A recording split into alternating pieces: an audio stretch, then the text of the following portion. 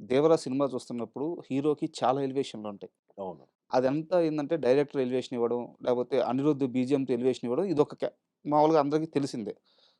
First time ఒక హీరోకి villain elevation ఇస్తే, అది గూడా ఒక డైలాగ్‌తో అవును. సీన్ అంత పండుద్దా?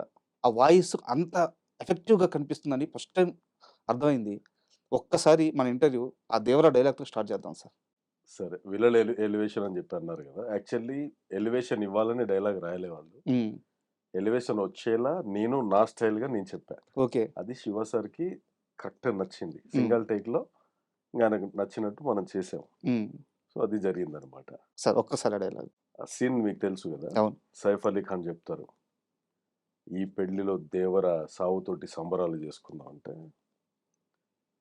"దేవరకెదురెళ్లి సంపటమా?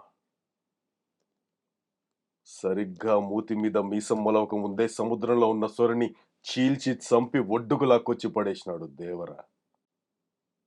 అంటే అలాంటి చిన్న పిల్లగాడున్నప్పుడే అంత పెద్ద సొరం తెచ్చినోడు, నువ్వు వాడిని చంపాలనుకుంటున్నావా? అంత దమ్ముందా నీకనేది అక్కడ సారాంశం.